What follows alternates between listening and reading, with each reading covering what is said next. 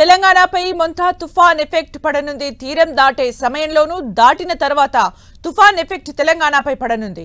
ఉత్తర ఈశాన్య జిల్లాలపై తుఫాన్ ప్రభావం ఉండనుంది. భారీ నుంచి అత్యంత భారీ వర్షాలు కురిసే ఛాన్స్ ఉంది.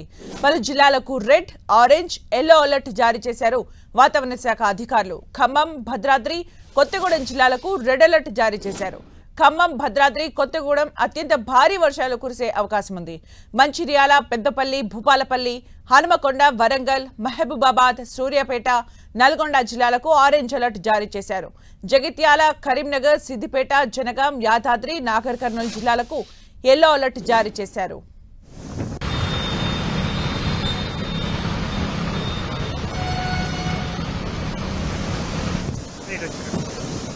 మరింత సమాచారం మా ప్రతినిధి కిరణ్ అందిస్తారు. కిరణ్, మోందా తుఫాన్ ఎఫెక్ట్ తెలంగాణ మీద పడింది. ఈ రోజు రేపు కూడా మోస్తారు నుంచి భారీ అత్యంత భారీ వర్షాలు కూడా పడే అవకాశం ఉన్నట్టుగా వాతావరణ శాఖ అధికారులు చెప్తున్నారు. ప్రస్తుతానికైతే దీనికి సంబంధించి ఎఫెక్ట్ ఎక్కడెక్కడ ఉండే అవకాశం ఉంది తెలుసుకునే ప్రయత్నం చేద్దాం. హైదరాబాద్ వాతావరణ శాఖ అధికారి ధర్మారావు చెప్పండి సార్, పూర్తి స్థాయిలో ఈ రోజు రేపు ఎక్కడెక్కడ వర్షాలు పడే అవకాశం ఉంది? ముఖ్యంగా నిన్న పశ్చిమ మధ్య బంగాళాఖాతంలో ఏదైతే తుఫానుగా కదలాడుతుందో ఈ రోజు ఉదయం 8:30 గంటలకు తీవ్ర తుఫానుగా మారింది అని చెప్పొచ్చు. ముఖ్యంగా ఇది చూసుకున్నట్లయితే ఈ రోజు కనుక చూసుకున్నట్లయితే మచిలీపట్నానికి 160 కిలోమీటర్ల దూరంలో దక్షిణ ఆగ్నేయంగా దిశగా కదలాడుతుంది. ప్రస్తుతం ఇంకా చూసుకున్నట్లయితే కాకినాడకి 240 కిలోమీటర్లు సుమారు దక్షిణ ఆగ్నేయం దిశగా ఇది కదులుతుంది. అలాగే విశాఖపట్నానికి కూడా 320 కిలోమీటర్లు ముఖ్యంగా దక్షిణ నైరుతి దిశగా ఇది కదులుతూ ఉంది. గోపాల్పూర్ అంటే ఒడిశా తీర ప్రాంతంలో కనుక చూసుకున్నట్లయితే 530 కిలోమీటర్ల దక్షిణ నైరుతి వైపు కదులుతూ ఉంది. అంచనా ప్రకారం ఈ రోజు మచిలీపట్నం మరియు కళింగపట్నం, కాకినాడ మధ్య ఇది సాయంత్రం కల్లా కూడా మనకి తీరాన్ని తాకే అవకాశం అయితే కనిపిస్తుంది. సో ముఖ్యంగా తీరాన్ని తాకినప్పుడు మాత్రం ఇది తీవ్ర స్థాయిలోనే కదలాడుతూ తీరాన్ని తాకినప్పుడు మాత్రం వీధుడుగాళ్ల ప్రభావం కూడా గంటకు 90 నుంచి 100 కిలోమీటర్ల వేగంతో కూడా గాలులు వీస్తాయి. ఒక్కొక్కసారి 110 కిలోమీటర్ల వరకు కూడా గాలి వేగం కూడా ఉండే అవకాశం అయితే కనిపిస్తుంది. ఈ ఎఫెక్ట్ తుఫాన్ ఎఫెక్ట్ ఈ రోజు ఎక్కడెక్కడ పడే అవకాశం ఉంది? ఆరెంజ్ కావచ్చు, మిగతా సమాచారం ముఖ్యంగా చూసుకున్నట్లయితే తెలంగాణ జిల్లాలో కనుక చూసుకున్నట్లయితే మనకి తూర్పు అలాగే కొన్ని తూర్పు తెలంగాణ జిల్లాల్లో ఎక్కువగా మనకి వర్షపాతం అనేది నమోదయ్యే అవకాశం అయితే కనిపిస్తుంది. జయశంకర్, భూపాలపల్లి, మూల్గు, ఖమ్మం ఈ యొక్క జిల్లాల్లో ఆరెంజ్ హెచ్చరికలు అనేవి, రెడ్ హెచ్చరికలు కూడా ఇక్కడ తీవ్ర స్థాయిలో మనకి వర్షపాతం నమోదవుతుంది అనేసి గణాంకాలు బట్టి అంచనా వేయడం జరిగింది.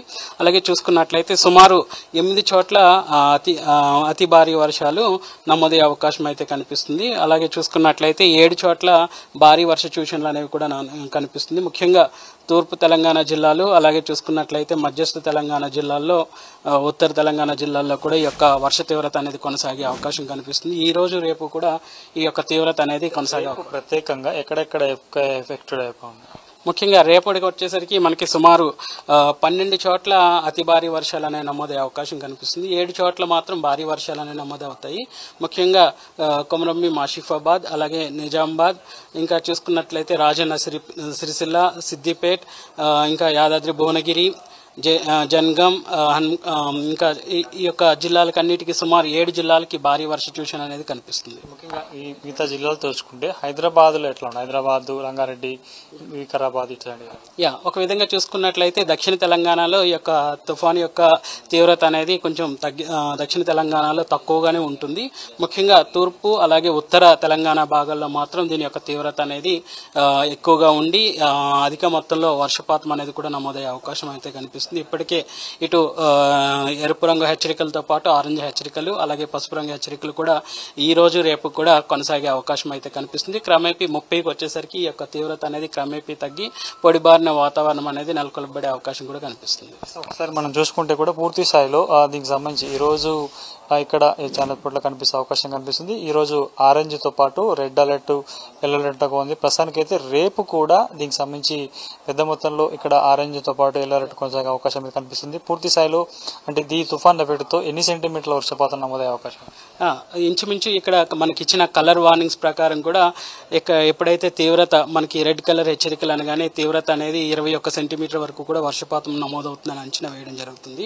అలాగే ఇక్కడ ఆరెంజ్ హెచ్చరికలు వచ్చేసరికి సుమారు మనకి వర్షపాతం అనేది 11 సెంటీమీటర్ల నుంచి సుమారు 20 సెంటీమీటర్ల వరకు ఉన్న వర్షపాతాన్ని ఆరెంజ్ హెచ్చరికలతోనూ, అలాగే ఎల్లో హెచ్చరికలు అనగానే సుమారు వర్షపాతం అనేది 7 సెంటీమీటర్లు అంటే 24 గంటలు 7 సెంటీమీటర్ల వర్షపాతం వస్తే దాని భారీ వర్షం కింద ఈ యొక్క కలర్ వార్నింగ్స్ అనేవి ఇండికేట్ చేయడం జరుగుతుంది.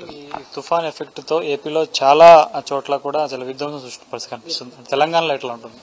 ముఖ్యంగా చూసుకున్నట్లయితే ఏపీ వచ్చేసరికి తీర ప్రాంతం అంతా ఇప్పటికే రెడ్ హెచ్చరికలు అనేవి జారీ చేయడం జరిగింది. తెలంగాణ ప్రాంతానికి వచ్చేసరికి ఇటు తూర్పు తెలంగాణ భాగాలు మినహాతో పాటు ఉత్తర తెలంగాణ భాగాల్లో కూడా మనకి ఈ యొక్క భారీ వర్షాలు ఉండే అవకాశం కనిపిస్తుంది. ఈ తుఫాన్ ఎఫెక్ట్ తో ఇటు తెలంగాణలో కూడా ఈ రోజు రేపు మోస్తారు నుంచి భారీ అత్యంత భారీ వర్షాలు కూడా పడే అవకాశం ఉన్నట్లుగా వాతావరణ శాఖ అధికారులు చెప్పిన కనిపిస్తుంది. ఏ రాజుతో కలిసి కిరణ్, NTV, హైదరాబాద్.